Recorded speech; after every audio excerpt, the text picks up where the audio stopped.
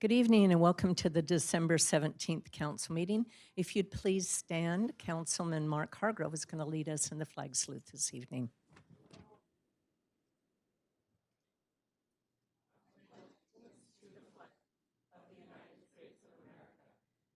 The republic for which it stands, one nation, under God, indivisible, with liberty and justice for all.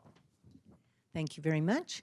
We have three special presentations this evening, and they are for the winners of our 2019 Chino Youth Christmas Parade floats. Our first, I'd like to call up Best Use of Theme. It was Victory Outreach. I'd like to call up Pastor Danny Carrera or his representatives. Are they here? Guess they're running late. Okay, we'll wait a few minutes for them. Second is Best Overall Walker. We have the mini therapy horses. I'd like to call up Holly Jones.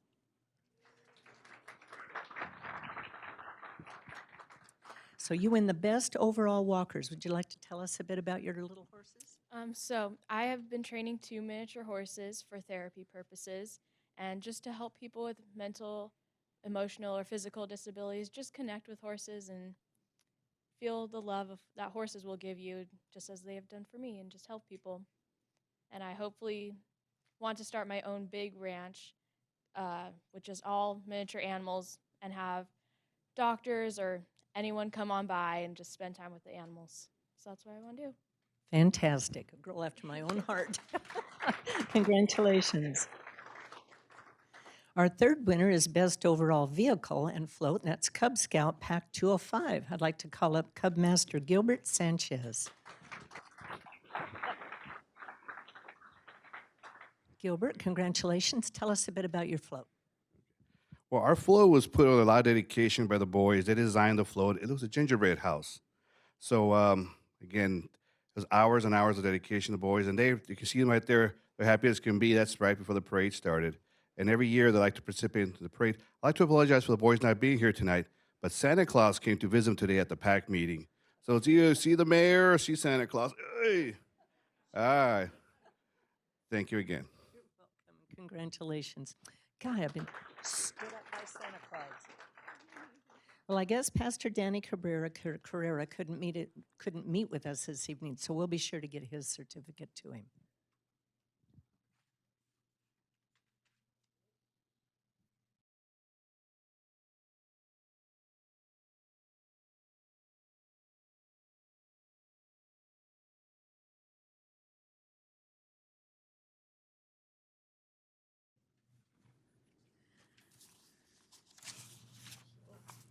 Okay, we have an economic development report for November in our packet this evening, and I encourage anyone listening and viewing our information online to please read that. It's very interesting.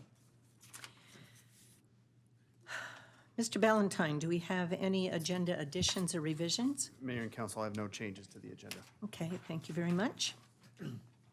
Next on the agenda is public announcements. With Christmas and New Year's upon us, the City of Chino would like to help all our working parents requiring daycare services while school is out of session. Starting Monday, December 23rd and ending January 3rd, the city will offer winter camp at Monte Vista Park, located at 13196 Monte Vista Avenue, from 7 a.m. to 6 p.m. There will be no camp on December 25th or January 1st. Weekly fees apply and can change if you're not a Chino resident and/or with the number of children registered for the camp.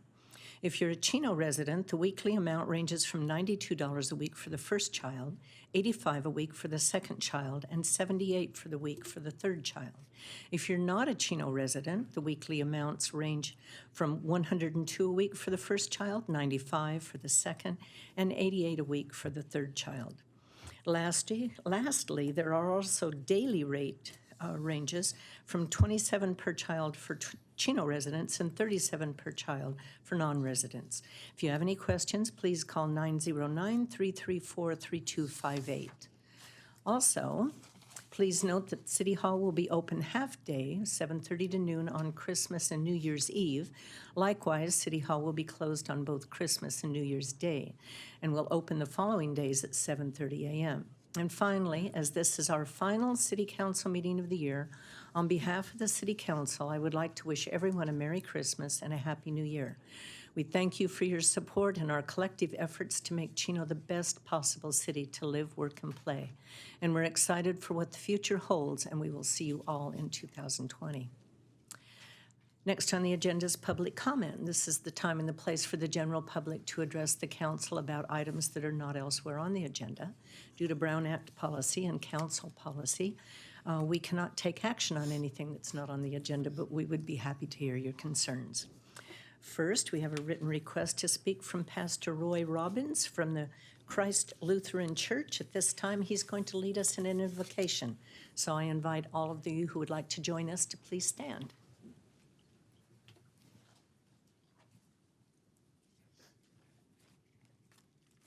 I too would like to wish everyone here in attendance a Merry Christmas, and it's an honor as always to be here tonight to do the prayer.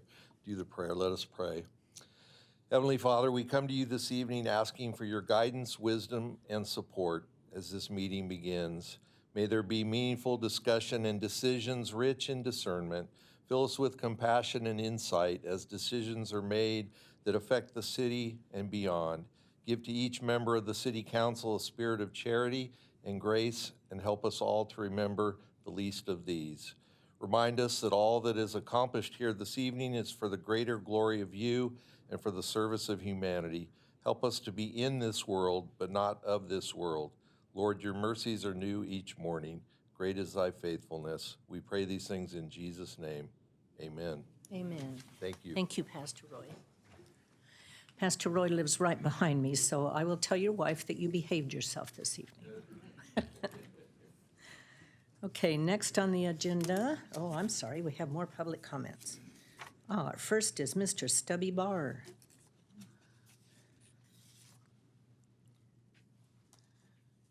Thank you, Mayor.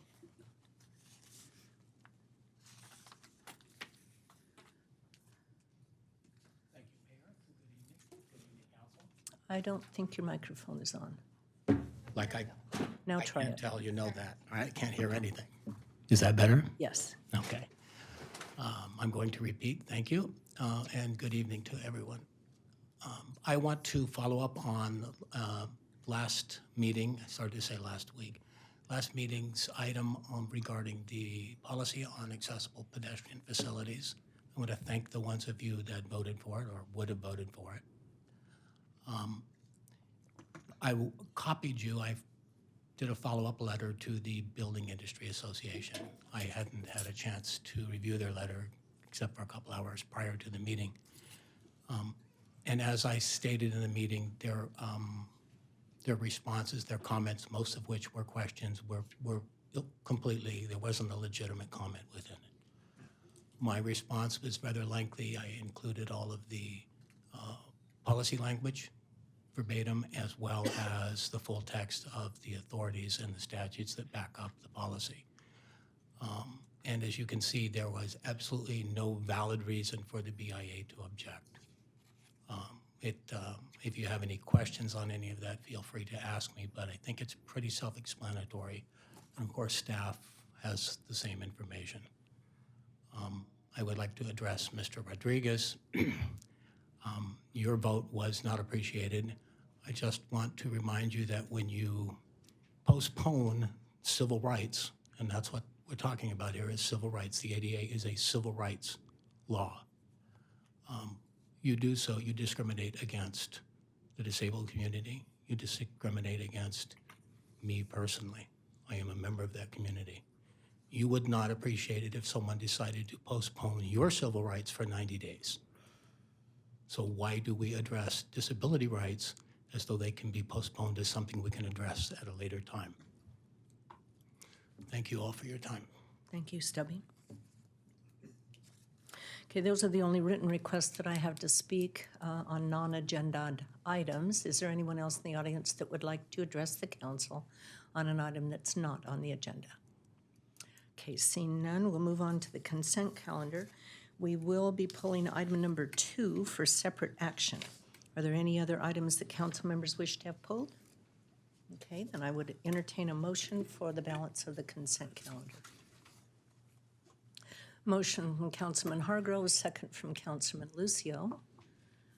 And the balance passes unanimously. Item number 2 is being pulled because Councilman Lucio was absent.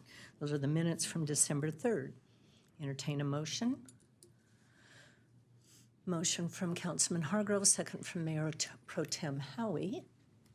And the item passes 4 yes, 1 abstention, which is Mr. Lucio. Next, under public hearings, item number 9, second amendment to agreement containing covenants affecting real property for Fisher Scientific Company, LLC. This is to approve a second amendment to the agreement containing covenants affecting real property between the City of Chino and Fisher Scientific Company, a Delaware limited liability company, including an increase in the sharing agreement to 50% of the applicable percentage of sales tax. I'd like to declare the public hearing open and then request a staff report from our Economic Development Manager, Mr. Chris Kennedy. Thank you, and good evening, Mayor Ulloa and City Council. In 2002, the City Council approved an agreement with the Fisher Scientific Company that provided for a 50-50 share of the sales tax collected with Fisher after a base of $50,000 was reached. That 7-year agreement expired on December 31st, 2010. In January of 2011, Fisher and Chino extended the agreement for another 10 years. In April of 2019, Fisher requested another extension of the agreement for a third time. A second amendment document has been prepared by legal counsel and executed by Fisher. The second amendment contains the following provisions. Amend the term for an additional 20 years, January 21st, 2021 through December 31st, 2040. The base amount shall remain at $75,000. The sales tax sharing terms are 50-50. All other provisions of the original agreement and First Amendment will remain unchanged. That concludes my report. I'm available for any questions you may have. Thank you, Chris. Do any council members have comments or questions? Okay, are there any members of the public that would like to address this item? Okay, seeing none, then we will close the public hearing. And I invite the council members to make a motion. Motion from Councilman Rodriguez, second from Mayor Pro Tem Howie. And the item passes unanimously. Item number 10, City of Chino user fees. This is to conduct a public hearing and adopt resolution number 2019-089, updating user fees for city-provided services effective January 1st, 2020. I'll declare the public hearing open and request a staff report from Mr. Rob Burns, who's our Director of Finance. Good evening, Mayor and members of City Council. Tonight I bring for you the annual update and review of the city's user fees. These fees are designed to recover the costs of providing city services. Staff has utilized the fiscal year 1920 adopted budget to establish the city's user fees. Fees change year to year based on numerous factors, including who performs the service, how long it takes, and changes in the adopted budget. Each year, some fees go up and some fees go down. This year, there's an overall decrease in the user fees of just under 1%. Additionally, staff performed an analysis of the overall impact of the proposed user fee changes to developers. The results show that an average small residential development project will see an overall increase of just 1%, and an average medium industrial development project will see an increase of just under 1%. There's 2 new fees, one for inspection services and one for subpoena processing. 3 fees are being removed, as no longer needed, and 2 fees are being renamed. The Community Service Commission on November 25th of this year approved the community services fees as well as the level of subsidy for the youth fees to encourage participation in the various programs. A detailed schedule of all the fees are included in the staff report for your review. It's staff's recommendation that you conduct a public hearing and adopt Resolution 2019-089, establishing the user fees for the city. That concludes my report, and I'm available for any questions. Thank you, Rob. Do any council members have questions or comments? Are there any members of the public that would like to address the council on this item? Okay, seeing none, we'll close the public hearing, and I'll request a motion. Motion from Councilman Lucio, second from Councilman Rodriguez. The item passes unanimously. Under new business, item number 11, award of professional services agreement. This is to award professional services agreement to Gruen Associates in the amount of $262,693 for the Civic Center Master Plan Services. Our staff report this evening will be provided by our Deputy City Manager, Vivian Castro. Vivian, turn on your microphone. Thank you. Thank you. Good evening, Mayor Ulloa and members of the City Council. For your consideration this evening is a professional services agreement with Gruen Associates for the development of a Civic Center Master Plan. At the May 3, 2019 Strategic Planning Workshop, the City Council directed staff to issue a request for proposals to conduct a comprehensive assessment of city facilities in the Civic Center, downtown area, and the public work yard and adjacent facilities. Considering the cost of the various options is requested with an assessment of existing conditions, existing programmatic needs, and stakeholder input. 3 proposals were received with fees ranging in price from $244,461 to $667,560. A staff panel evaluated the proposals in accordance with the specified criteria and, after interviewing all 3 firms, determined the proposal from Gruen Associates at a cost of $244,461 to be the most advantageous. Gruen Associates was subsequently asked to provide a cost for an optional scope of work. The proposed lump sum of $18,232 for the optional work results in a total project cost of $262,393. The city's fiscal year 2019-20 adopted budget includes $275,000 in the Building Management Fund for this agreement.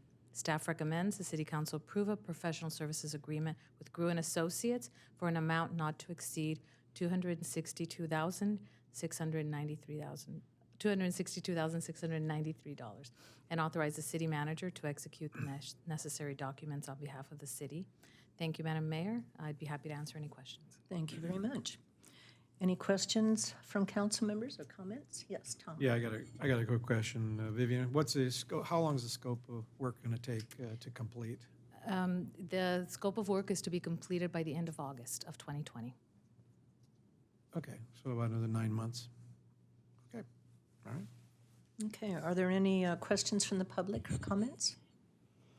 Okay, I'm personally very glad that this is before us. It's one of the 3 goals that I think we need to accomplish in this next year, and this is going to be a very important master plan. I'm looking forward to the public input.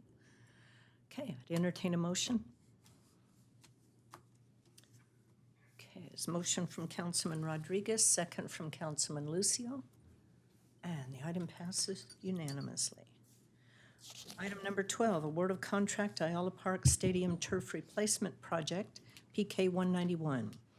This is to award a contract in the amount of $629,395 to Field Turf USA Incorporated, Calhoun, Georgia, for the Ayala Park Stadium Turf Replacement Project. Our report this evening will be provided by Carolyn Baltzer, our project manager. Good evening, Mayor, Madam Mayor, and members of the council. The current fiscal year budget provides funding for the Ayala Park Stadium Field Turf Replacement. The existing synthetic turf is approximately 12 years old and is in need of a replacement. The field is utilized throughout the year by several sports groups, including Pop Warner Football, AYSO, and other rental groups. The scope of work includes the purchase, installation, and warranty for the replacement of the existing synthetic turf with a new patented best-in-class synthetic turf, replacement of the existing sand and rubber infill, and the installation of a patented cool play infill system which cools a field by 30 degrees in the warm weather. The scope of work also includes the replacement of all of existing damaged Brock pads, which is a synthetic base used for field safety, stability, and drainage. The replacement of 8 irrigation boxes, which house the water cannons used to clean and cool the field. The relocation and installation of a new potable water line for the drinking fountains and water misters, which is currently located under the area of play. Installation of field art, annual maintenance for up to 5 years, and the purchase of a new sweeper and groomer. At this time, staff is requesting City Council's approval to award a contract in the amount of $629,395 to Field Turf USA Incorporated of Calhoun, Georgia, for the Ayala Park Stadium turf replacement project, and authorize expenditures of up to $62,939.50 for project contingencies. The City Attorney's Office has reviewed all the documents and found them to be in order. This concludes my report, and I'll be happy to answer any questions. Thank you, Carolyn. Any questions of Carolyn this evening? Yes, Mark? I don't have any questions. I have a comment. I know that the amount of money sounds like quite a bit, but I can tell you, when my kids played soccer, that was the field that they played in when the championship game was occurring, and it was always a big thing to go in and play at that field. And it's in bad shape. And I know in talking to the Pop Warner organization, they're losing kids to Chino Hills, and I think the only way we can attract our kids to stay here is that we have to have a top-notch field. So I think this is something that we need to do, obviously, to keep our kids here as opposed to leaving for other cities. But that's the only comment I have. Mark? Yeah, sticker shock, right? I reading this thing, I'm like, oh my God, $750,000 for some fake grass. But I get it.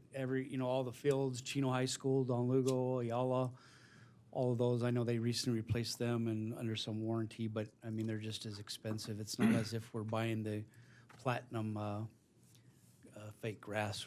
It's just the going rate out there. The only thing that I might comment is, I drive by there frequently. My house is kind of on that way.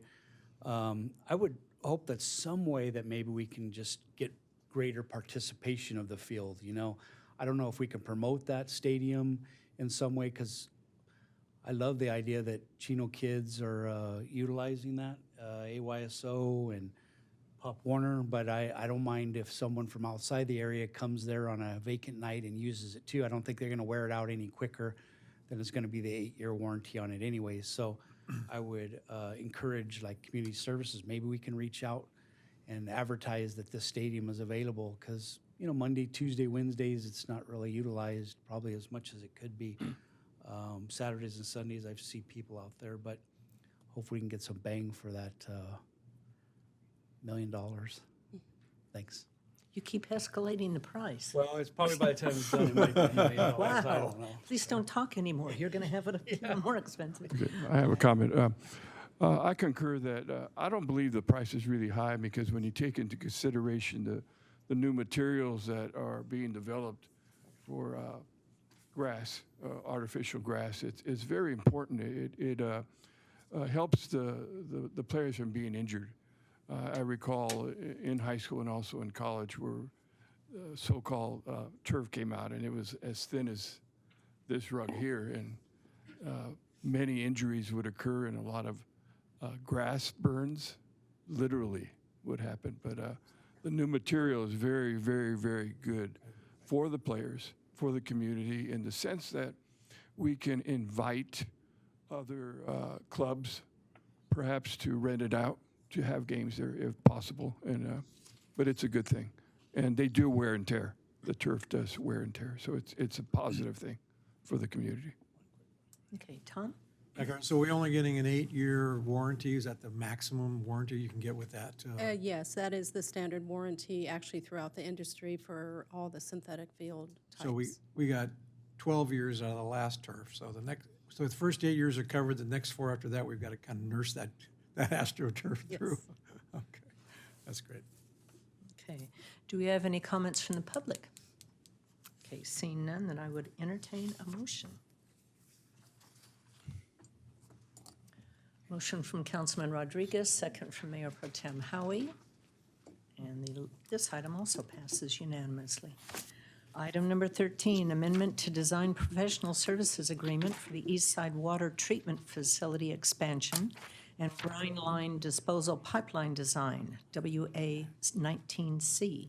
This is to appropriate $127,371 from the Water Fund with the corresponding increase to the project WA-19C and approve an amendment to the professional services agreement with Hazen and Sawyer. Staff report this evening will be provided by our principal engineer, Amanda Coker. Good evening, Mayor, members of the City Council. Due to continuing development and the need to provide treatment for city-owned groundwater wells, the City Council awarded a contract on January 15th, 2019 to Hazen and Sawyer to design an expansion of the Eastside Water Treatment Facility. At that time, the preliminary sources of supply for the expansion were anticipated to be wells 16 and 17, with additional supplies to be identified at a later time. Parallel to the design effort, well 11, a critical supply well, was taken out of service due to 123 TCP. Unfortunately, well 11 is located on a site too small to accommodate the appropriate treatment equipment. A potential solution to bring well 11 back into service is to convey the supply to the expanded Eastside treatment plant. However, a feasibility study would need to be performed to determine the cost effectiveness. Hazen and Sawyer provided a proposal in the amount of $49,925 to perform the feasibility study in response to staff's request. In addition, the design of the East Side expansion has required a more robust effort than originally anticipated, resulting in a design cost increase of $57,446. Staff are recommending an amendment to Hazen's professional services agreement in the amount of $107,371 to perform the feasibility study and the additional design work, and a design contingency of $20,000 for a total agreement amount of $1,027,001 in addition to a corresponding appropriation from the Water Fund of $127,371 to cover the increased contract cost. That concludes my report, and I'm happy to answer any questions. Amanda, this is for design. Do we have any idea what the construction of the modification is going to cost? No, well, the modification with well 11, that we'll get that cost in the feasibility study. But we have no area estimate of what this is going to cost? Well, the main cost would be the transmission line from well 11 to Eastside. And that probably, rough cost is probably going to be like $2.25 million. But there could be additional costs associated with that. We'll just have to wait for the feasibility study to conclude. Okay. I'll tell you. Just to clarify, the well 11 is located near the 60 freeway, and it's really in a small area. And, one of the concerns that to retrofit, we paid about $5 million, and so this might be a more cost-effective way to just send it down to our existing treatment facility, and that's what we're trying to explore here. Yeah. Well, the whole area of water is becoming very challenging with the new contaminant levels and everything else that's happening. So I'm so glad you're on top of all of this. Amanda and Dave Crosley do an amazing job. Any questions or comments from council members? No, I guess my only comment was maybe this was the $1 million one I was looking at. I don't know. But again, just everything seems to be in the millions. But I do want to comment and say that I'm so appreciative of staff and you guys getting ahead of this game. I mean, there are surrounding cities that fell far behind, and now they're really paying the price and can't even deliver water, without buying it somewhere. So I know I read somewhere where this TCP is like the old one now. Now there's a new one that there's. There's another one coming. in. PFAS. Yes, PFAS. So we would still utilize, as I understand, the same process to. Yes, fortunately for us, is the same treatment for 123 TCP is used for PFAS. Yeah, absolutely. So thank you so much for the staff. And, this has happened years ago for sure, but you guys have been ahead of the game, and Chino doesn't realize how lucky they are to be ahead of the game. So thank you. You're Thank you. absolutely right. Some of our neighboring cities still can't use any of their wells at all. They're having to import all of their water.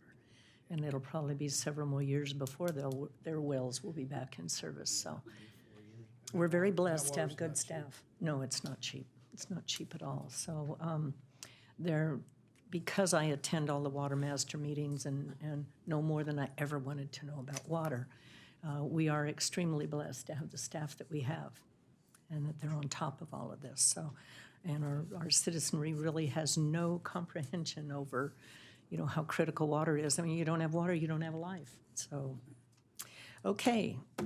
Any questions from the audience? Okay, seeing none, then I would entertain a motion for item number 13. Motion from Mayor Pro Tem Howie, second from Councilman Lucio. The item passes unanimously. Item number 14, award of contract, WA 161 water main replacement. Washington, Lincoln, Monte Vista, and Telephone Avenues. This is to award a contract for Capital Improvement Plan Project WA 161 in the amount of $2,295,285 for water main replacements at Washington, Lincoln, Monte Vista, and Telephone Avenues. Staff report this evening will be provided by our CIP manager, Maria Frazier.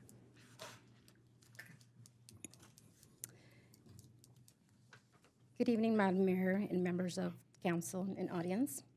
Project WA 161 is a water replacement project which is included in the Public Works CIP list. The plan specifications and estimates were accepted by staff in November 2019.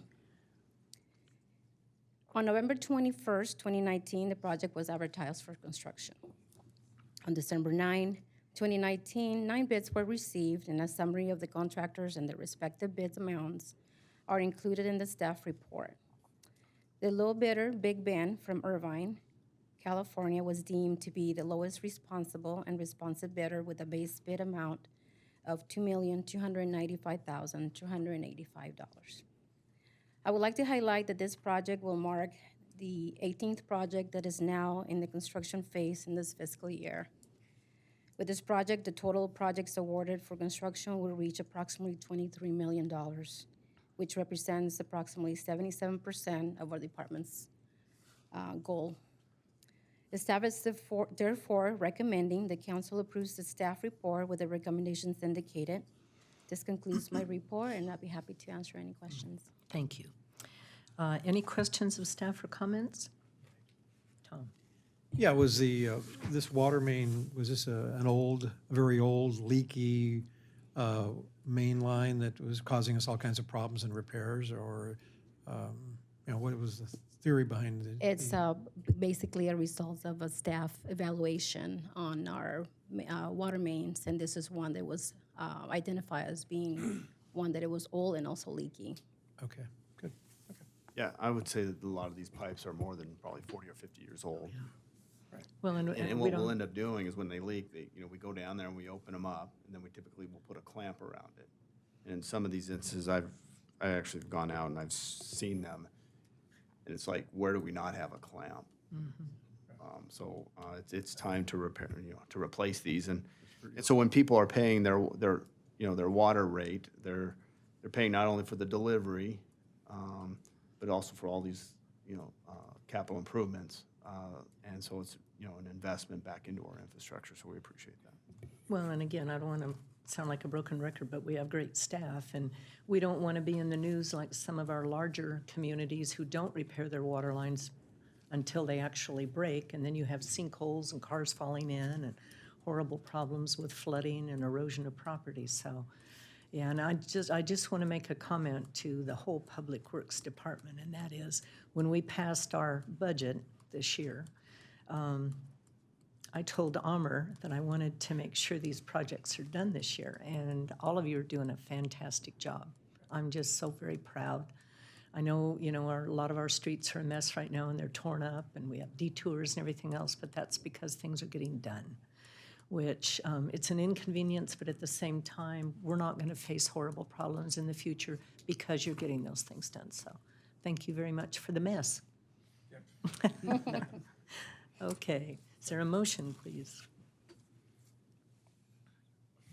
Motion from Councilman Rodriguez, second from Councilman Lucio. Item passes unanimously. Item number 15, Cooperative Agreement, Second Amendment, Philadelphia Street Rehabilitation, ST 171. This is to approve a Second Amendment to the Cooperative Agreement with the County of San Bernardino for the Philadelphia Street Rehab Program.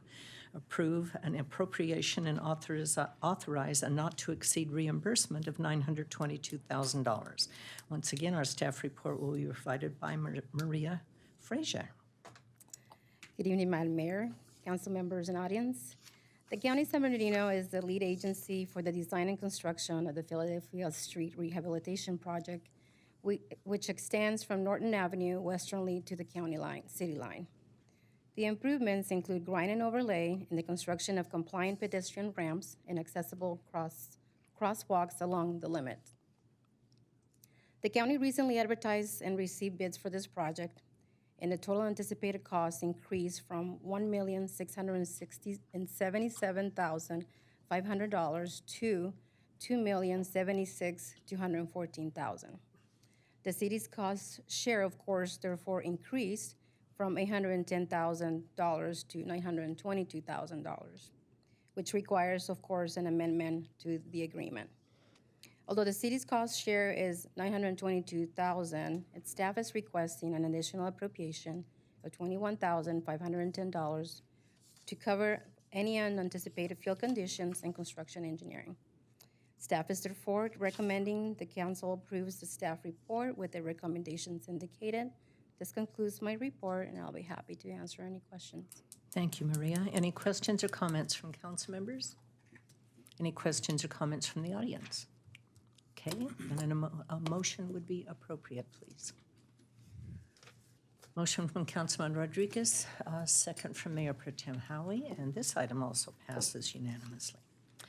Item number 16 is a discussion on cul-de-sac pedestrian access.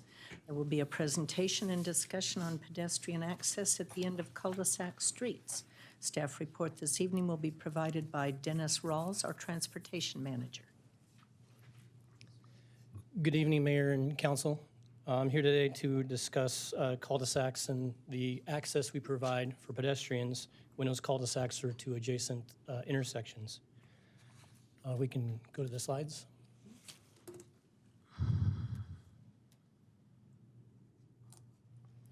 So this topic is being brought up per the City Council's request from the November 5th meeting, in which residents spoke up and asked that it be considered for further discussion.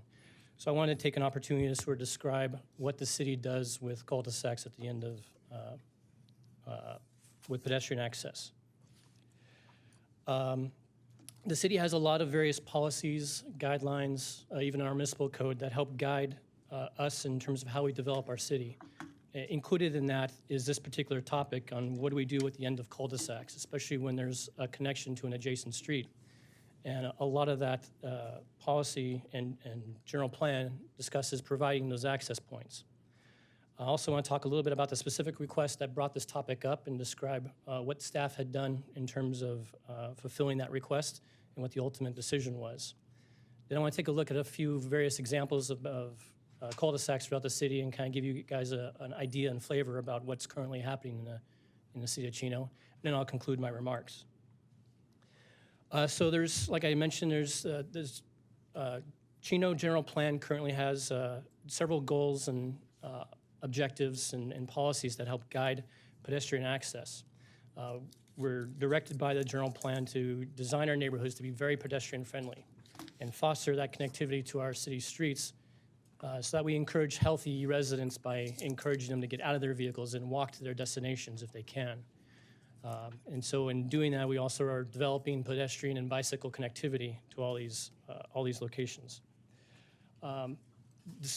even without the general plan or in including the general plan, there's also various specific plans, the East Chino specific plan, the College Park specific plan, the Preserve specific plan that kind of hone in on specific neighborhoods or large communities and further provide guidance and policy direction on how we implement this. And again, in those documents, there's also further guidance on developing these pedestrian-friendly cul-de-sacs whenever possible. And then finally, our municipal code actually has a couple of sections in our subdivision act that help guide staff to make sure that we're providing for these cul-de-sac access points whenever possible out of Title 19. So the reason this topic had came up is we had staff had received a request from the residents of Ashley Court. That request came to us in the form of a letter on May 17th, in which we received a petition from 12 of the 13 residents along Ashley Court and Clinton Drive, requesting at the end of their cul-de-sac, which is adjacent to Magnolia near the intersection of Schaefer, be closed to pedestrian access. At that time, the letter stated that there was concerns about criminal activity as well as theft and things that they wanted to have addressed and have staff take a look at. Upon receiving that request from the residents, staff reviewed the issues. We took a look at the area, and then the Traffic Advisory Committee discussed the topic on October 9th, 2019. That was actually my third day here. So that was one of the first topics I got to handle here as your transportation manager. Upon the findings from the city staff, we couldn't find any real justification to help support the request, so unfortunately, we denied the request to have the cul-de-sac closed at this time. The Traffic Advisory Committee included members from not only the city staff, but also from the police department and the school district, who were all part of that committee. Residents who brought this topic up were at the November 5th council and asked that we bring this topic forward, so now we're here today to continue the conversation. To help kind of illustrate how we're providing this guidance throughout the city, I wanted to take a look first focused in on the community, highlighted in blue, that brought this topic up. You can see the end of their cul-de-sac is marked with a green dot. That represents open cul-de-sacs. We took a look at various cul-de-sacs around the neighborhood. The dots marked in red are closed cul-de-sacs. And as we saw that there was some locations that were closed, we wanted to zoom out a little bit more and take a look more comprehensively at more cul-de-sacs around the area. And in taking a look at this, you can see we kind of have a mixed bag of both open and closed cul-de-sacs, where we have cul-de-sacs that are adjacent to an adjacent street. So while there are several cul-de-sacs throughout the city, these are only locations where there's a street that a cul-de-sac could connect to. So I want to also to give you a demonstration of what these cul-de-sacs actually look like. So this is actually the 600 block of Ashley Court, the subject property brought up. This is from both sides, both inside the cul-de-sac and the outside along the street. And you can see that the cul-de-sac provides connectivity. There's also landscaping and utility easements that exist along this area. And that's kind of important to note. As these developments come in and are approved by the city, their maps are approved as part of that process. And as part of that process, there are easements that are dedicated to the city that the city accepts. And in the case of Ashley Court here, this area between the end of the cul-de-sac and the adjacent street were dedicated for pedestrian utility and landscape uses. Another example is near Don Lugo High School, Alma Court. This also has an open cul-de-sac with very similar features, both pedestrian, landscaping, and utility uses. But then also in the same neighborhood as Ashley Court, this is probably a less than 5-minute walk away, is Barclay Place. This actually is adjacent to Schaefer Drive. This cul-de-sac is actually closed. There's a brick wall that's been constructed across that cul-de-sac. Even though the pedestrian access has been sealed, the utility easements are still visible both in photographs here. Another closed... Wait, before you leave that. Sure. Can you go back? Absolutely. So apparently Barclay Court was open at one time? Because it looks like it. Yeah. It was. The city paid for it to be closed up. It was open at one time, though? Yeah. Okay. So, yeah, but was subsequently closed with a brick wall. Another example of a closed cul-de-sac, one that happened maybe a little more recently, because the photo on the top actually shows it open, is Maria Court. This is also directly across the street from Don Lugo High School. I could imagine that, even though I wasn't here when this happened, that the high school probably caused some issues in the neighborhood, maybe parking or loitering of some of the high school kids. And so the residents probably, similar to what the residents of Ashley Court are requesting, probably came forward to the city, and since subsequently the cul-de-sac was closed with a gate. So in conclusion, just wanted to say that the city provides, there's several city documents that provide a lot of direction on how staff is to proceed with these cul-de-sacs and encourage walking and promote connectivity whenever we can. A lot of this is to help promote the small community feel that we have here in Chino, as well as promote healthy residents and take people out of their vehicles and get one less vehicle off of the roadway to help improve traffic. It helps provide for greater mobility and is supported by our general plan, specific plans, and Corona Municipal Code. And also it provides a good convenient location for our other uses as well. So this concludes my presentation, and I'm happy to answer any questions. Okay, we do have 2 requests to speak. First is Meg Garrison.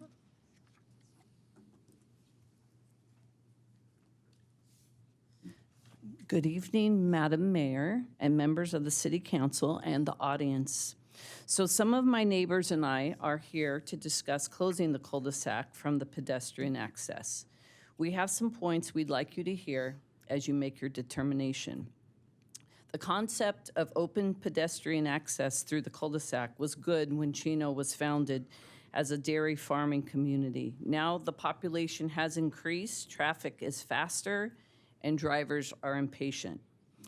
I think what I want you guys to really hear is I think we're concerned about the safety of our children. And I'm a school teacher in this city, and safety first. So Magnolia is a very busy street. So we're afraid that our children, and I have future grandchildren coming, we've lived on Clinton Drive for 25 years. So I remember that Barkley getting closed because we had a little friend that lived over there and their family fought to get that closed. So that was Schaefer. So Magnolia and Schaefer are across streets. So I think if anything, you guys need to hear about that, the safety of our children, because we have small children in the cul-de-sac. And, we're afraid, as much as we watch them, they could run out onto that street. So there is no advantage to walking through the Ashley Court cul-de-sac. Same distance going down Magnolia to Carter. And I wear this Fitbit, and I'm all into walking. I walk 2 miles every day, so I believe walking is important, but you can still get around and still get your walking in. So we want that closed. All the owner residents have approved 22 signatures. That's what we have approved of closing of the cul-de-sac. The only exception was the owner of a rental home who we weren't able to contact. So 22 signatures have approved this. We have lots of police officers on our street, 4 active and retired police officers in the neighborhood. Therefore, there has been a lower number of calls for police service. We really look out for each other. We have keys to each other's homes. We're very close. We have had instances of stolen identity for mailboxes. So we went to the nice mailboxes with the key, and all the neighbors did it together. Numerous packages have been taken from porches. Also intruder in backyard, person checking out house, taking pictures for maybe possible burglary. We're aware that we're responsible for the expense of closing the cul-de-sac. So we're all willing to do this. And I just want you to remember the safety of the children. That's really, why I really want you to, hear that, because Magnolia, they go so fast down that street. And, it's just scary, just thinking of the children. So we would also be happy to answer any questions that you may have. Thank you. Okay, thank you very much, Meg. Next written request to speak is Mr. Stubby Barr.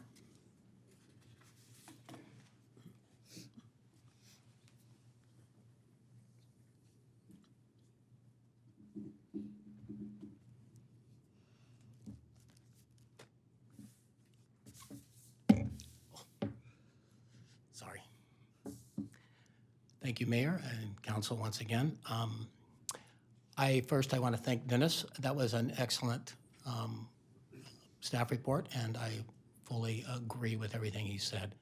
I prepared a handout, which you all should have, and I just want to augment a few things that he brought up in his report.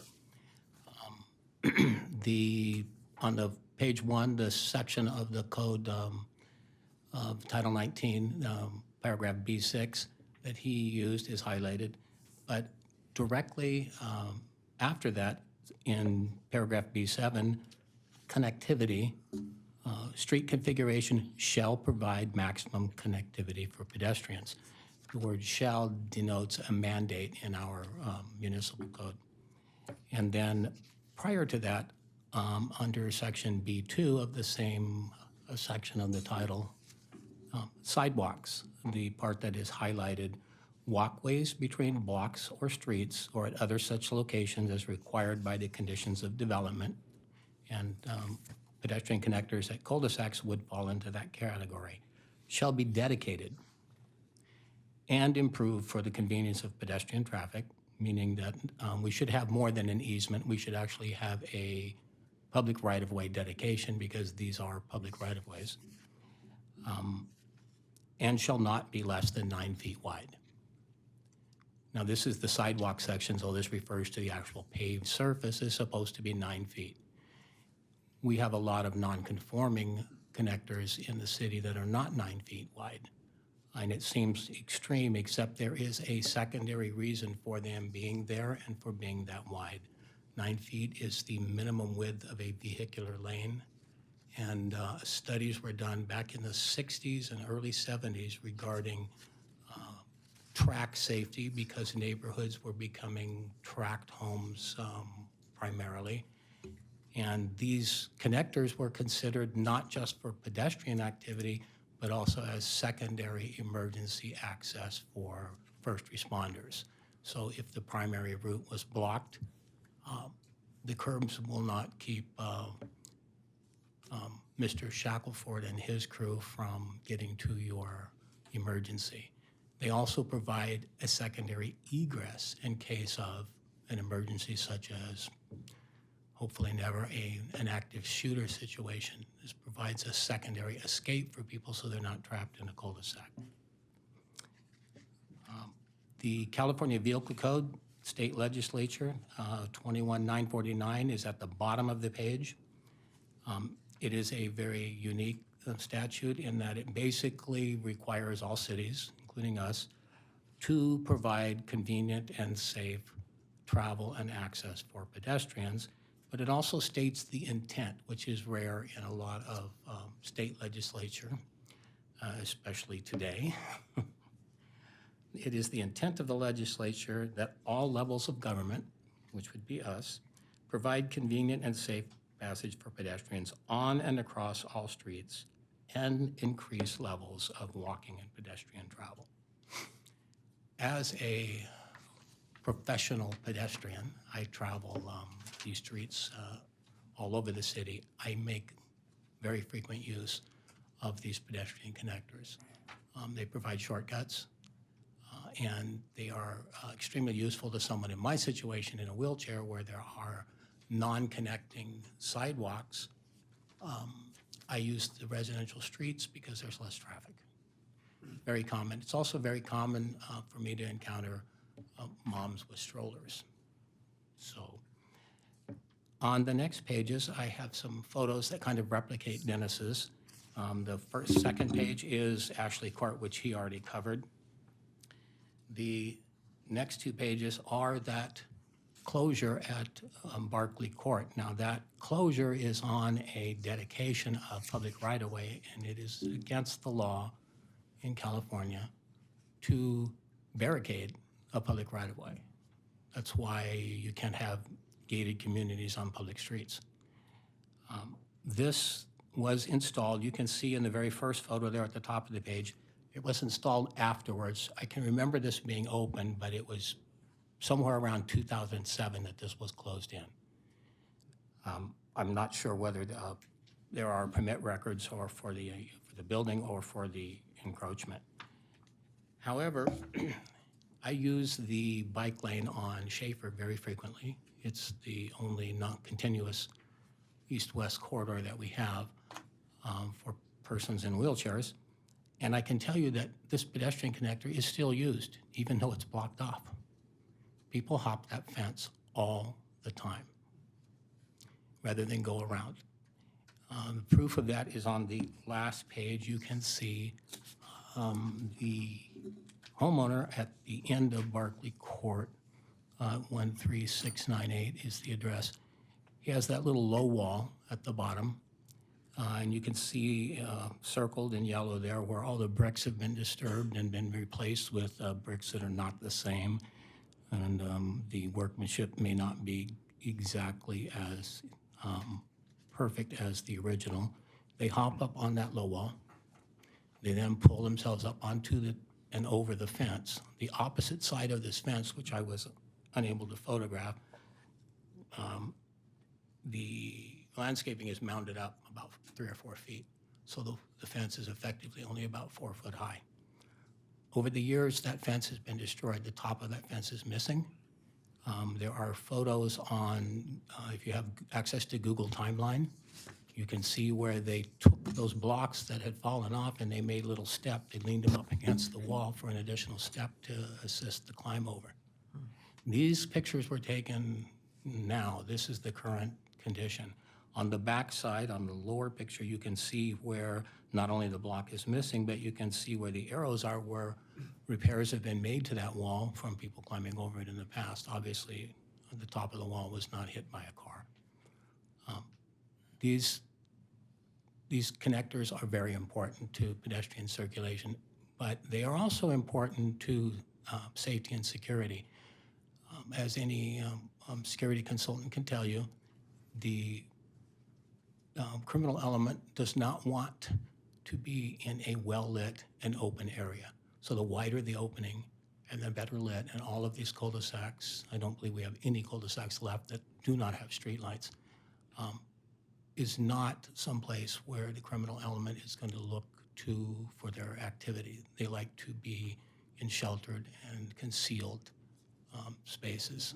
So I support staff report completely. Stubby, I'm sorry, you're out of time. Okay, I think we have more than adequate legal reasoning, and I just feel that we need to support the general plan, which is our policy to support pedestrian activity. Thank you. Okay, thank you very much. Are there any other members of the audience that would like to speak on this item? Okay, council discussion? Do we know why they closed off the one on Schaefer? The Barclay Court? I don't have that information specifically. I can certainly research that. Well, and we did try to look for a permit, and I believe the 2 neighboring property owners had pulled the permit for it, but that was probably in the mid to late 90s? Yes, and which, okay. Sir, Yeah. if you want to speak, please come up to the lectern. My name is Richard Garrison. I live on Jose Court, or excuse me, Clinton. Clinton, I'm sorry. Well, the thing is that this other street right behind us in Berkeley, it was closed off because of the same issue of kids being in that, right up against that street. Kids got loose when the parent weren't watching, so they got loose a few times.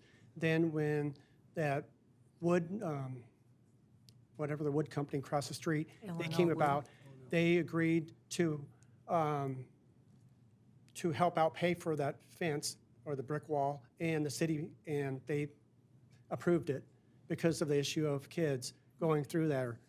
There was 2 kids that got onto the street, and somebody pulled over and picked up the kid, whatever, but the thing was that it was approved back then, and the people on that street did not have to purchase the brick wall of any kind, but the city and I think the wood company across the street, they paid for that.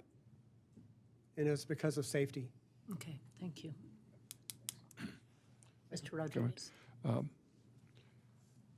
As an educator, I would agree that sometimes you have to look at the law as not being written in stone, and safety for not only children but for everyone that's a pedestrian should be considered. And I know that area pretty well, and there are quite a few kids, and tragedies could happen very quickly. So exceptions could be made. I don't make them, but I understand the concerns for safety for children, our precious children, and that's my comment. Mr. Lucio? I just, for Chief Simmons, I know Magnolia's a busy street, but do we know how many cars normally travel through that? I know that the junior high that's one of the ways to get to the junior high, but is that a heavily traveled street? It is. I don't have the data on the amount of cars, but it is a well-traveled street. But that's certainly something we could look into. Any comments? Mr. Councilmember, I actually looked at those numbers before I came this evening. In 2016, we measured 2,600 cars on Magnolia, north of Schaefer. And on Schaefer, we measured almost 20,000 cars on average daily traffic, so that's per day. I have another question. Mr. Rodriguez? Yes. Is there any historical points that indicate any type of pedestrians being hit or anything that we can look at from the past? Any historical evidence that shows that people are being hit by cars? Or We didn't, our research didn't find any. you find any? collisions. Okay. At least not in the last few years that we've looked. Okay. Mark? So just to let you know, I went by there today just to see for myself, even though I only live a couple blocks from there. You know, you see things a million times and you don't really notice them. I did run into a few of the residents and talk to them a little bit about what their concerns were.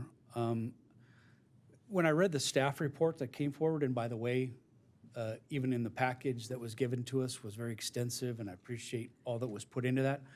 And then your presentation tonight certainly was, some of the questions I asked was, well, I see this little area that they show all the open and closed, but I'm well aware of many more open and many more closed around. So when you showed that slide, I used to live on Pinion Court that was just like this, 6 homes on a cul-de-sac, but there was a wrought iron fence that went through there, and it was made so it wasn't attached that strongly. A fire truck could plow through it and basically get it access. I don't think that in this, I don't think the residents are concerned as much about what it is that blocks them. It doesn't have to be a block wall. I mean, it could be a wrought iron fence that's attached by a few bolts, and you can't just remove it, but a fire truck or a Explorer could go through it if it had to, or one of those SWAT vehicles you got. What do you call that, Bearcat? Or I'm sure it would plow through it easily. The thing that kind of jumped out at me is, look, I've said this from the beginning when I got on this council, is I'm a huge stickler for the general plan. And I get we have our talks about whether it's a living document that should be changed. And I'm all for that. I love to follow that. The problem I saw when I read the municipal code and I read the revisions and when they were done and when the general plan was, this updated general plan is, we're inconsistent on how we applied that. I mean, throughout the city, and I know that's not your fault. You're new to the city, and but I think there are just circumstances sometimes that dictate that things need to be addressed. One of the other things, just as we're just speaking about things, is there's an access street that's literally like, I don't know, 50 yards. It's not very far from there. Carter, I think they mentioned what it was. So it's not as if this pedestrian access to this is the only way to get there. We're not excluding all pedestrian access. I think when we talk about these street configurations shall provide maximum connectability, I think they do. You can go on Carter and you can go down Ashley and you can connect, and I mean, it's 50 yards out of your way. So I don't know that that is just a stickler that you have to have. Well, obviously we don't. We don't have every cul-de-sac with accessibility. So there are always going to be circumstances that dictate. and I spoke to the residents there, and I said, well, they don't have any schools nearby, and there's not a reason for the connectability. If there was a market across the street or something where residents really were utilizing that, I could see. I don't know who's coming through there other than the residents that live in there, but I know in today's day and age, when I moved from Pinion and I now live on Oxford Court, I live at the end of the cul-de-sac, which fortunately has no kind of accessibility for people to come through. And I can tell you that all around me, there are concerns with mail theft, package theft.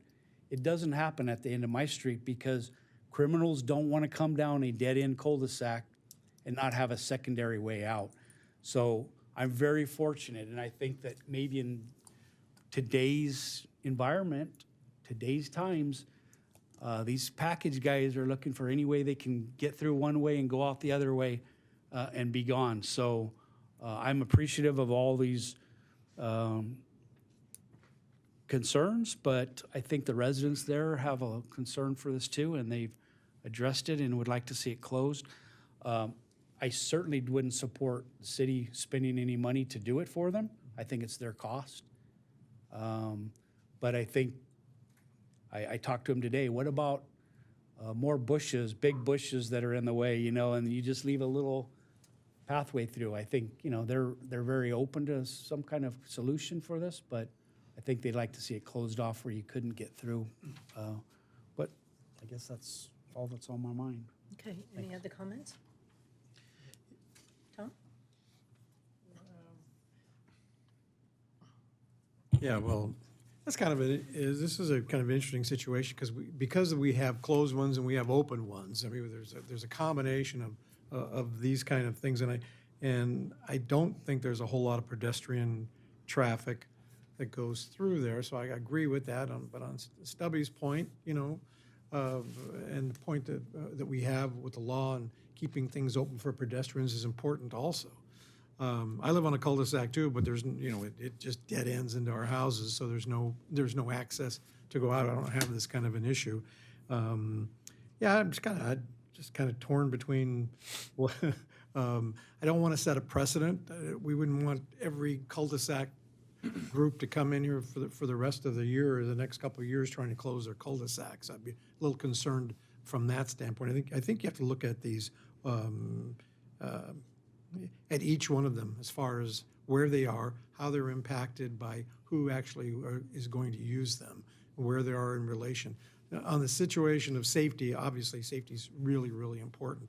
I do know that the school district is shrinking a little bit each year because there's less kids now than this community 20, 30 years ago had there were a lot more younger kids. If you look at the participation in our youth sports, you can see it's gone way down in the last 20 years or so. So there are less kids, and I don't see kids playing out that much anymore. It seems like they're all in their houses and playing video games and doing all that kind of crazy stuff.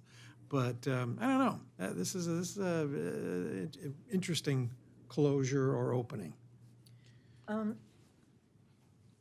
have a question about the legality that Stubby brought up about a public access then being closed. Is that legal to do that?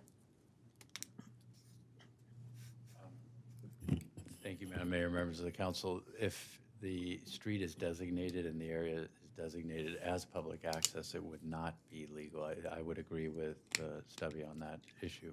So then allowing we'd have Barclay to- Court to have been closed was probably not a legal action? I can't say without looking at the title records and really digging in to make sure that that was intended as public access. But if it was, that would have to be amended before it could be legally closed. Interesting. Now, I know we have some trails where in certain neighborhoods, people had problems with vehicles going down horse trails and stuff, and so they did gate those, but I believe those were privately owned. I think they were homeowner associations. Right. Yeah, this is kind of a dilemma. I like to see the open access to get around, but I also understand the concerns of being afraid children will get out on very, very busy streets. We have several places in this city, I know, where there's I don't want to say a temporary fence, but a barrier, but where public safety can get through. I think that's very, very important in areas. Yeah, it's a dilemma. I'm not sure what we should do, whether we should turn it over to traffic to study it, see the legalities of closing it, and maybe there's some alternatives like wrought iron that could be opened if there's an emergency that could happen. That way little kids can't get through. So I guess I would recommend that staff come back with some suggestions and work with the homeowners and then come back to council with maybe some options. And Fred, you could look at the legality of closing a public thoroughfare. I suspect that each particular area could be a different scenario, but certainly happy to look into that. Okay. So our staff will be getting back to you. Well, and I just want to clarify that so internally that also. we're just going to look at the legalities of closing that intersection. Yeah. Right. Yeah. I mean, if you're asking for staff's recommendation, I mean, we're going with what the policy is in place right now. But we'll come back to the council if that's the direction, to come back with the legalities of closing a cul-de-sac. Okay. And maybe, Particularly this one, and as it relates to the pedestrian easement. right, and then also the safety access for public vehicles, public fire and safety, and look at that, and then perhaps set up, I don't know, some kind of meeting with the neighborhood or something to see if there's some other suggestions. It's kind of a dilemma. Yes, sir. Come up to the lectern, please. I work for the school district and part of the locksmith, and I do put the Knox boxes on every gate we have. Every gate we have to have a fire truck out through any emergency vehicle. We have Knox boxes. We can easily put a Knox box on this gate too, and every emergency vehicle will go right through it. Oh, we can consider, maybe a police department can look at it. Yeah, it's a dilemma. Every gate I needs- too don't want to set necessarily a precedent, because there are areas where obviously people want to get through their neighborhoods and not have to Right. go all the way around the block, so. This is just pertaining to the emergency vehicles. If you had that issue right there, trying to get an emergency vehicle through quick, they would have their magic key and they open up the box. They get the key out and open it up. Yeah. Yeah. The barricade just goes through. To piggyback off what everybody's been saying, I live just outside of College Park, so a lot of those streets are open, we walk through. But a lot of those streets, they're not major thoroughfares, so there's not a whole lot of traffic that's coming in and out, or there's actually a big buffer between the street and where the walkways are. So, I mean, I do enjoy walking through that, but, again, like Mark was saying, I'm sure that when we designed these neighborhoods, we didn't expect that Magnolia was going to be a major thoroughfare. So, I think just like any document, we got to be flexible in some of the things that we design. If it worked initially 25 years ago when the homes were made and there wasn't really a whole lot of traffic, then it was probably a good idea to leave it open. But if we now fast forward and we're going into 2020 and we're having 20,000 cars go through there and the street is open, then we run that risk of people getting injured because people fly through every street that you see. And I will say that, I know that Stubby makes a good point about the whole accessibility, but I can tell you, being in law enforcement for over 25 years, criminals look for areas where they get more than one way to get out. You were usually caught if you came into a cul-de-sac and you didn't have any way out. When people run through neighborhoods and there's open ways to get in and out, and especially through a street like this, and I'm sure the chief can tell you, if a person can run through a street that's open like this and then get onto another street and the radio car is behind them, well, now the radio car's got to go all the way around because this person was able to get through the street. So it makes it a little more difficult to catch somebody. But I definitely am interested in the legality of this whole thing. If it's something that we can do, I definitely would be. I would entertain the idea. But like Mark said, I think it should be flipped. The bill should be paid for by the community if that's something that we decide to do. We'll look at all aspects, safety and legality. Okay, so that item will be coming back to us. Next on the agenda is mayor and council reports. I'm going to make mine very quickly this evening. On the 4th, I attended the Omnitrans and San Bernardino County Transportation Authority Board of Directors meetings. On the 5th, we had our employee luncheon, which was just fantastic, like always. I think, our community is different when it comes to functions like that. It's so fun to see the employees participate and then acknowledge all of the service awards and employees of the year and that sort of stuff. That turned out very, very nice. On the 6th, I attended the Senior Center's birthday party. And then later that afternoon was the Youth Museum's 20th birthday celebration, which was nice. And we had 2 of the Frozen actresses there. It was Elsa and, what's the other one's name?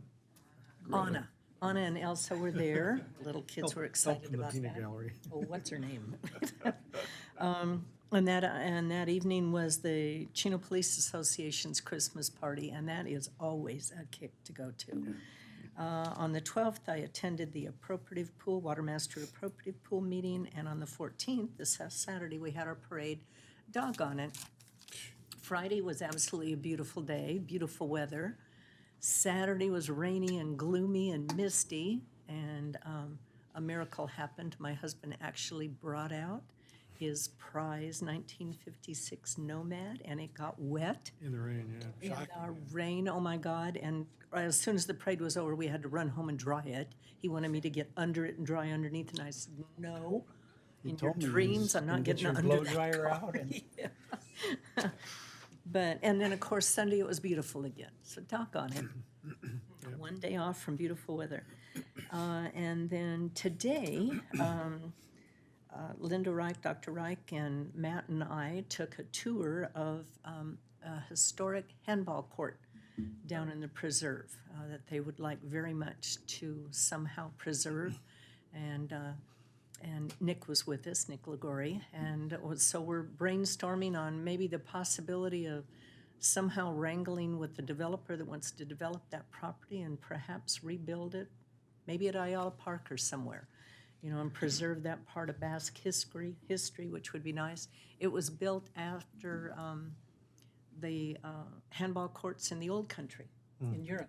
And it's huge. It was very impressive. I think if we're successful in doing that, council supports it, and we come up with alternatives, it could be really a nice alternative for a lot of different sports programs. So that was interesting, and of course it's right across the street from a dairy. And I get all melancholy because I like the cows, but I have to tell you something funny. The smell.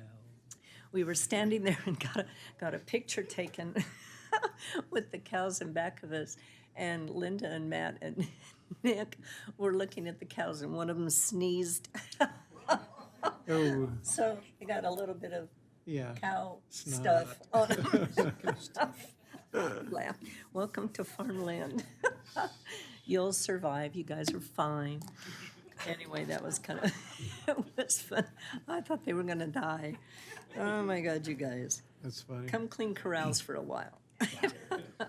And that's my report. And, I, too, just want to wish everybody a Merry Christmas, and please stay safe with all the Christmas festivities and New Year's and all that kind of stuff. We don't want to have any tragedies in our community.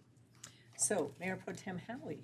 Thank you, Mayor. That story with the cows reminds me when I was, years ago, I had to go into one of the barns and sign up one of the employees who was milking the cows for his insurance. And I wore a white shirt in the barn. That was a mistake. I found out you do not wear a white shirt in the barn because things have a tendency of flying around in there. Yes, they do. Yeah. So that was one time I never did that again. So anyway, I attended the employee luncheon on the 5th. It was one of the best luncheons I think we had. The food was great, and it was great to see our employees being recognized, and a bunch of raffle winners, and I think everybody had a great time at the employee luncheon. And it also attended the police department dinner as usual. That was also a great event. And then the fire district on the 11th had their Make a Child Smile. I attended that for many years, and it's a shopping event for the kids, and they had a lot of people there. The weather was great. At least it didn't rain this year like it did last year. And it turned out to be a super event. The fire district does a great job with that event. I forgot, how many kids is it? 100? 100 kids get to shop, get to Walmart, get to shop at Walmart, and it's fantastic. Then I attended the Rotary Lunch on the 11th also, and then and of course it rained on our Christmas parade, like you said. It's only rained two or three times, I think, in the last 20 years. We've been pretty lucky, but I have to tell staff that next year they need a better job of scheduling that day, not on a rainy day. So I think they'll have to work hard on that, but yeah, whatever. You have no power, you can't change the. I can't change it. I figured they that's their anyway. So, and last but not least, I want to wish everybody a happy holiday season, safe season, happy new year, and we'll see you again next year. Thank you. Councilman Hargrove. Okay, so a lot of events I attended with you guys. December 5th, again, employee luncheon was fantastic. I showed my wife some pictures of the centerpieces and the theme, and she seemed uninterested until I showed them to her. She's like, oh, that, and the TV theme and all that stuff. Yeah, it was great. And I mean, there's too many to probably mention, but I'm sure all the staff that put that together, thank you so much. December 10th, I went to the CIM and then the CIW Citizens Advisory Committee, the Prison Advisory Committee. Not really much to mention other than CIM says they're forging forward with their mental health facility and it should be done in a couple years. And I said, we'll see. So we'll see how it goes. We'll see. Yeah. Bet me. And December 11th, I went to the Make a Child Smile event, fantastic event. I don't know how, I mean, so many events we go to during this time and they're all put together so well. And I know there's some staff that are at the bottom of this that just put it all together and make it happen every year without flaw. And it's just fantastic. One of the events, I think it was, or this event, Joe Schaefer had actually mentioned at the school board meeting I attended last week that he was so touched because some of these kids, they go in and most of them looking to buy things for their family, not for themselves. And he said he found it especially touching when some of the kids were wanting to buy groceries, and they just, it's just tough. It kills you to think that kids got the opportunity to spend $150 and they want to go buy groceries for their family. It's just, oh man, it gets to you, right? Yeah. So thanks again for putting that on and all the participants that are involved in that. And then December 14th, I call it mist, not really rain, because I saw Mark Lucio setting up on the back of his car and waving, so it couldn't have been raining too bad. I didn't brave that to get up on the back of the car and wave, but I know my right hand was frozen by the time I got to the end and had to thaw that out.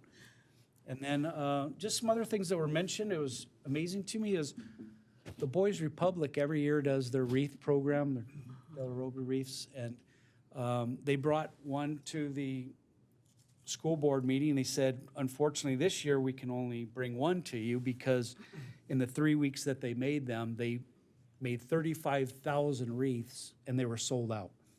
So by the time they got to bring them to the, so they're pretty pricey, but they're fantastic. But I mean, 35 times whatever, boy, they're making some good money on those. But I'm glad to hear that they sold them out and got rid of them all. Also, there was somebody had a stagecoach in the parade. That was fantastic. I don't know if I've seen that before. Did you see the horse up in the truck? No, We passed they had the stagecoach was right behind them, but there was a pickup truck with a carriage behind it, but the horse was in the bed of the truck. That's how they transport the horse and then pull the carriage. I thought, how do you get a horse up in the bed of a pickup truck? I think the Teen Advisory It's Council crazy. committee was on the stagecoach. I know, but it I was don't know. pretty They were cool. lucky. They get to ride a stagecoach down Yeah. Central Avenue. And then thanks to all the bands that did stay. I know they, with wool uniforms and silk flags and rusting instruments if they get wet. I know it's easy for a band to say, hey, we got to get out of this thing. But there were several. DES Hall had a band there, and I saw Ontario Christian with the band. So some of them braved it. And then Santa Claus came by my house the other day, wailing his siren, and we went out, ran outside, and saw him. So thanks to the PD for bringing Santa around, and they offered me a ride, but it was like 35, degrees, and You didn't want I didn't have a jacket, so I turned down the ride, and a lot of kids on the ride, and so it was great to see that. Speaking of the police, Chief, I want to commend your police department. Look, you guys get all kinds of accolades, and they're well-deserving, but sometimes I read, social media, I say, somebody hit the Ulta market and robbed them and took off, and then within the next morning, I wake up and you guys have already captured the culprits and the suspects. And I'm like, look, I've been around law enforcement my whole adult life, and I don't think I've ever seen an agency that apprehends as quickly as you guys do and put together a case and have it all wrapped up in a day or two. I'm certain that it doesn't happen that way necessarily, but thanks so much to all of your staff, and thank them for all that they do. And whoever's putting that work in, they're doing a great job. Thanks so much for that. Yeah. And then lastly, just Merry Christmas to everyone. Happy New Year to everyone. Enjoy the holidays. I will say tomorrow I think would be 1 year on the council. I have spent the last year trying to visit every department. I will tell you, Matt, that it's been my impression, even though I didn't have anything different than this, that it's solidified that your staff here at this city are terrific, and this is why this city is so fantastic. Everyone I met, every department I did make it purposely. I said, I don't want the department head with me. I want somebody down at that mid-level to take me around, and so they have opportunity. And I wasn't disappointed with one department that I went to. I didn't see anything that I thought was any concern, and I just was so appreciative of all the time and everything the staff does, and it's fantastic. So thank you so much. Councilman Lucio. Now follow that act. Okay. The first week of December, I was gone due to business at work, and I had to travel. But I did have the opportunity at the end of that week to fly over to the East Coast and go see my son Russell in Virginia. And afterwards, we ended our trip going up to Washington, D.C. And I can tell you, every person that is an American citizen should make a trip up to Washington, D.C. We were able to go see the Tomb of the Unknown Soldier and changing of the guard.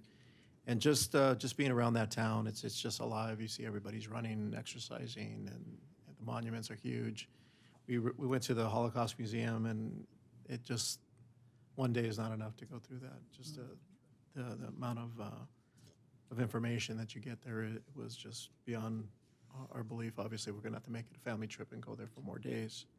On my way back, I ended up, first thing I attended was the giveaway there at Walmart, and it was a great turnout.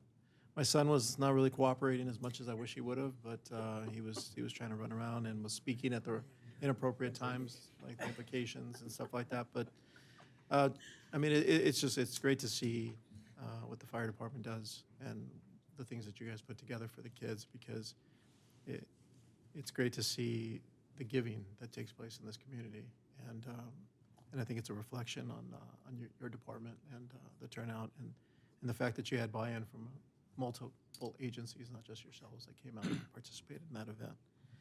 Later on that night, I attended the meeting there at the Chino Valley Independent Fire District, and I too was able to go on the Saturday to the Christmas parade, and it was unfortunate. Last year was a better turnout. It was sunny, and a lot of people were out there. And I had my wife put down the top of the convertible, and she was not happy because her hair doesn't cooperate in the rain. But we're good sports about it, and we got up there and we waved at everybody, and it's good to see the people that were diehards that were out there. But there was. I know we have some big events coming up, like Isaiah's Rocks giveaway is going to be coming up shortly, so we'll be participating in that. We did it last year; it was a good time. But I just want to remind people that it's the holidays. It's also a good time to volunteer and give back to the community. I mean, we've been fortunate. My family's been fortunate that we've had a great year, and we're all healthy, and we've all been very blessed and everything. But it's also a time that we look at and we utilize to give back. And so whatever community member can participate in some of that. There's a lot of events that go on The Chino Neighborhood House is another event that's going to be going on. They're looking for volunteers to help prepare the giveaways for the kids that are going to be there. I believe it's on Friday that they're going to do it. And we're going to try to participate in that as well. But I think it's something that's important to be taught to kids, that to always be able to provide to people that are less fortunate. And with that, I want to end by just saying I've enjoyed my 1 year here. Mark and I came out at the same time. And I've had, it's definitely been a learning experience. It was a lot more work than I thought it was going to be. It's been fun and definitely rewarding. I also want to thank the police department. You guys have done a great job with a lot of big cases, especially the tragedy that happened over the weekend with the person that was killed on his wedding day. I'm glad that you guys were able to come to an arrest, and then the person, I believe, in listening to the radio, because it's been broadcasted throughout the radio this morning, was that they went to court and they were arraigned on the charges. So my hat's off to you. You guys definitely do community-based policing better than we do. I know some of our stations are real good at it, but some of our stations need to learn how to reach out to the community and deal with them. But my hat's off to you, to the fire department. And I'm blessed, especially our city staff. My wife's had nothing but praise with everybody that she contacts. So we've been very, very happy with the city. But with that, I want to end and just wish everybody a happy, a Merry Christmas and a Happy New Year. Be safe, and make sure that you, if you can, spend it with your loved ones, because sometimes times are good and sometimes times are bad, but let's always remember the good times. And with that, I'll end. Councilman Rodriguez. Okay. December 4th, I attended the Chaffey College IT meeting, and I could say that the Chaffey campus has many, many events, and they're fiscally very sound.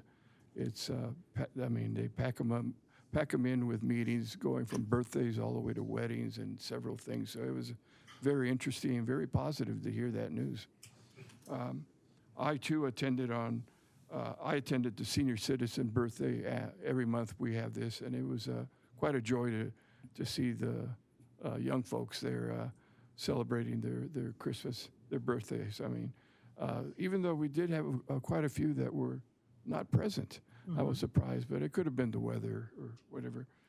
But anyway, later on that afternoon, I also attended the Chino Youth Museum birthday party, and it was very nice because there was quite a few children and parents, and the entertainment by the actresses was very, very good. They put in a little skit for everyone that was in attendance. December 7th, Pearl Harbor Day. In the morning, I attended Assembly Member Freddie Rodriguez's Christmas giveaway at his location here, and there was quite a few people with a lot of toys that he gathers.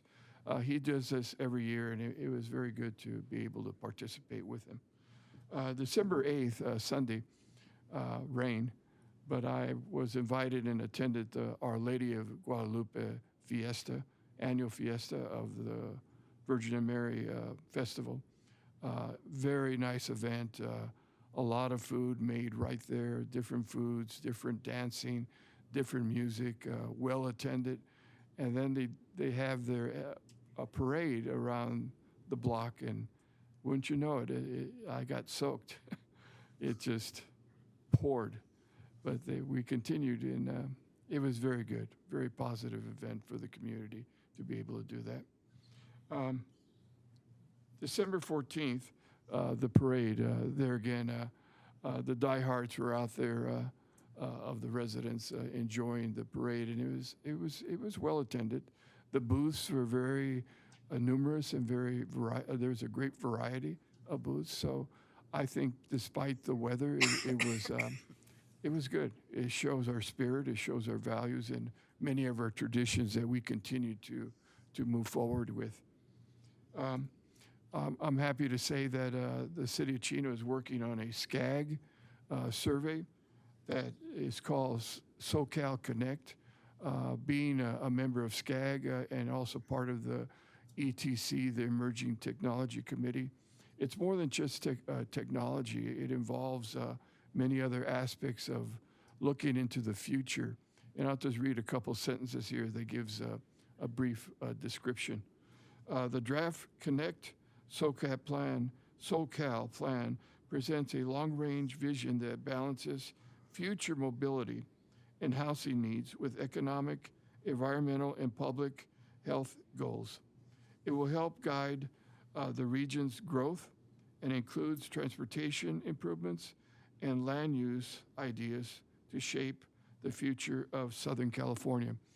On the SCAG website, they also give a description of their predictions for populations in our particular area, but basically all of Southern California. As you know, SCAG stands for Southern California Association in Governments, which represents 19.8 or 20 million people throughout Southern California. That's quite a number of people. So at the meetings, there's council members and mayors and so forth once a month in Los Angeles discussing different issues and being presented with different plans and ideas how the predictions strategically they see for the future of Southern California. So this is, I'm happy to say that, yes, speaking to our city manager, Matt, and I understand we are working on that survey, which is going to help us look into our development of ideas and changes within the city in many areas.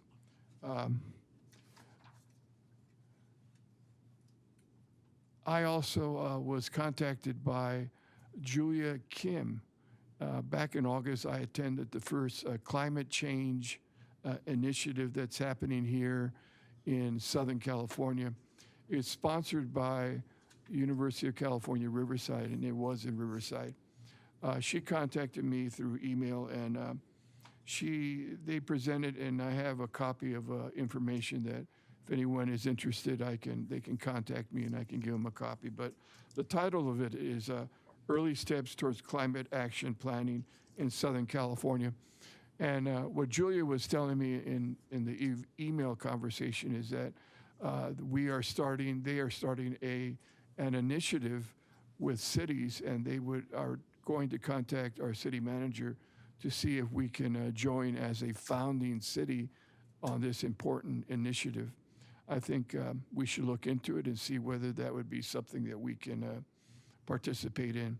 It's a very positive thing, and as we notice, not only in Southern California, but throughout the world, Greenland, the icebergs are melting quickly, and we should be able to maybe get more information to help us understand what we can do and prepare for and be proactive with in the future to help our location here in Chino so that we can continue to be progressive in the needs of change for our citizens and our residents. This initiative, climate change, was also discussed at the National League of Cities in San Antonio, which I attended a few weeks ago. And as I mentioned, for the National League of Cities, it's cities from across the nation that discuss different sessions and different ideas and different issues that not only are national, but also affect what happens to us here locally. And we are a small sardine in a big pond, meaning that we are able to learn from the National League of Cities and be able to understand comparisons as to what they're dealing with when it comes to homelessness, housing, mental illness, a variety of different issues. So it's important to be involved with this climate change and also any other initiatives that not only the National League of Cities, but also our local California cities are doing here. This morning, I was able to attend a webinar that was sponsored by National League of Cities. So what was nice about it is that I was able to log into the site, and since I have an iPhone, I was able to even drive away from home and still be listening to the conversation.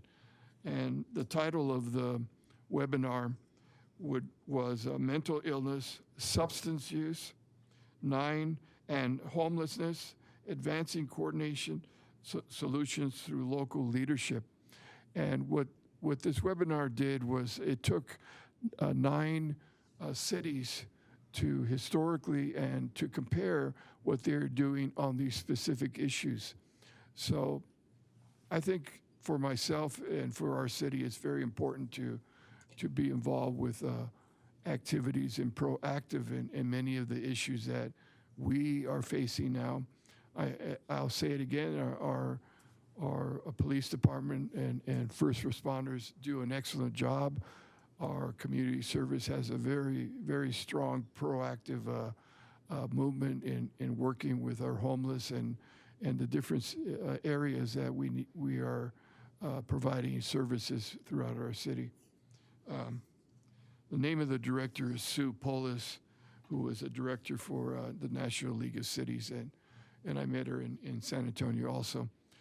Years ago, I believe it was Dick Sawhill did get the city involved as members for the National League of Cities. So as we grow as a city, once we have this new census, we are going to grow drastically, and I would suggest that we look into the possibility of joining the National League of Cities and actually being participatory, because I can tell you that going to the event in San Antonio, I just didn't go to the Alamo.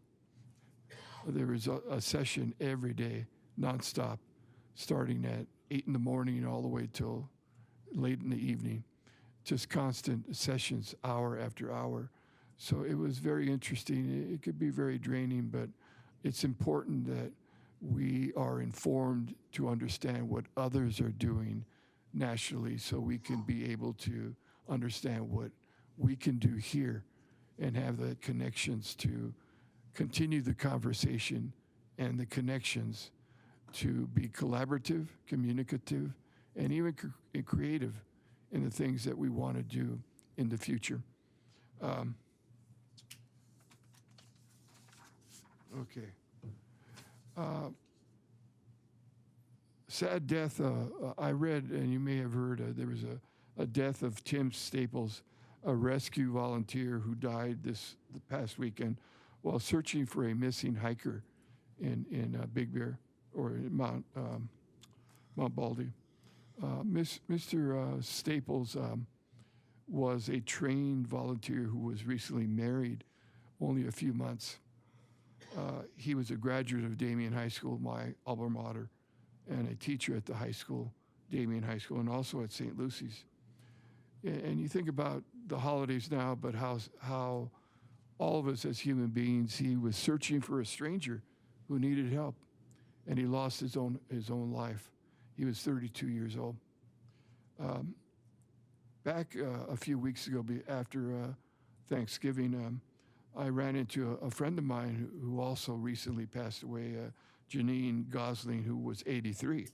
So we have the spectrum of 32 and 83, different types of lives that I think as a human being made me think a lot about the focus of how precious life is. But anyway, she was a longtime friend of mine who was also a choir member of the choir I established at St. Margaret's Mary as organist for the church. And as many of you know, I was organist for St. Margaret's for 52 years but I retired about 4 years ago. But I last saw her at Sam's Club about 3 or 4 days before she died. And then I heard about it yesterday. I read that there was a rosary and a viewing, and I couldn't attend, but it brings you back to reality. As I end, I want to wish all of you a very Merry Christmas and a safe New Year. We have a bright future, and we also have Uber and Lyfts if you want to do celebrations. So be safe out there, and take care of that, of yourselves. And I will leave you with these thoughts I think that we can always think to ourselves in some way. The lens of the soul can capture so much more than one can think.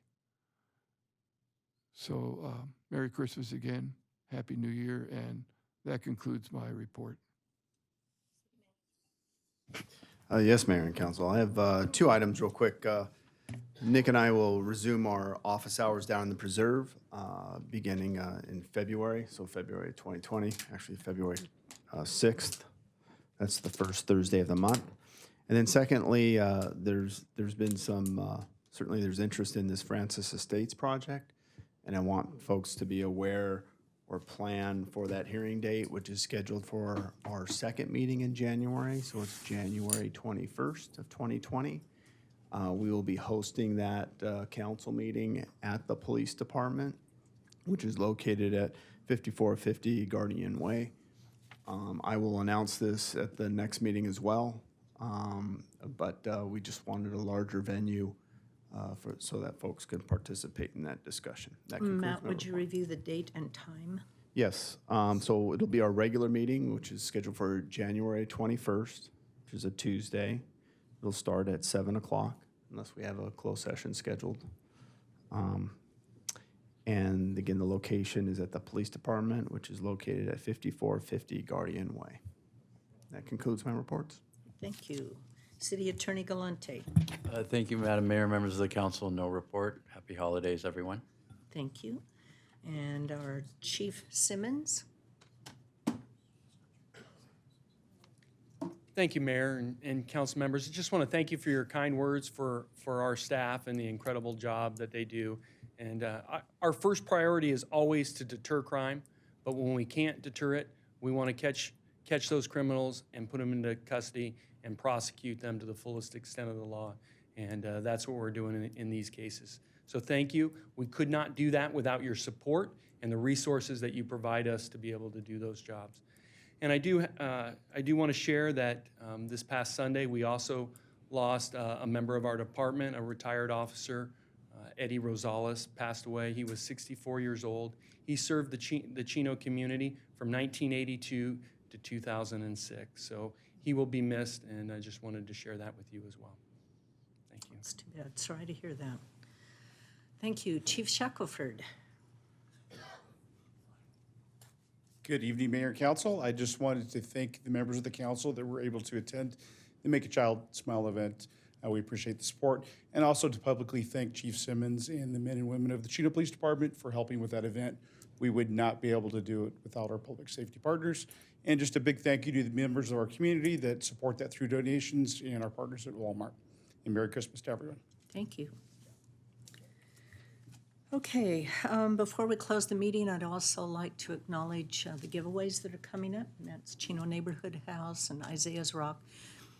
Many of the churches have giveaways as well, food and toys, but just between those two organizations, Neighborhood House and Isaiah's Rock, they literally serve thousands of people, families with toys and food, and we have a very special community, and I want to thank all of you for participating. I think there's something different about Chino, and it's because of the people and the staffs that we have, and professional and otherwise. So just thank you all very much for everything that you do for our community. Excuse me, do you have the dates for Isaiah's Rock? Isaiah's Rock is going to be this Sunday, right here at City Hall. They're having a VIP reception tomorrow night, which I can't go because our granddaughter's 2-year-old granddaughter's Christmas program is tomorrow night, darn it. But they have hundreds of volunteers. They get together at the Fairplex. Fairplex has been good enough to give them an entire huge building to put everything together. There will be toys packaged up for thousands of families, and then the food, it'll fill the whole back parking lot of the old PD, and the giveaway is here on Sunday to people that have already signed up. They usually start about 8 or 9. Okay. Santa will come in his costume. Oops. Santa will be here. And it's just amazing. It's amazing. This community comes together for people. It's just it's very heartwarming. But, and then the neighborhood house, they serve hundreds and hundreds of people with toys also, and food, and all of the nonprofit organizations that give, and the churches. It's just, we have such a special community. And the neighborhood house is Friday at 8 or 9, I think it is. There's three events, Three right? different? Like, Shifts, I believe. I think 9, 3 shifts? 9 starts at. Starts at 9? Okay. I'm going to go to that for the first time. Anyway, I just want to thank everybody for all of your contributions and everything that you do to make our community so special. Partnership between the fire department and the police department is very unique, and our community benefits from that. So with that, we'll adjourn to our regular meeting that will be held on January 7th at 7 o'clock p.m. with closed session at 6 if necessary. And so Merry Christmas to all, Happy Holidays, stay safe, and we'll see you next year.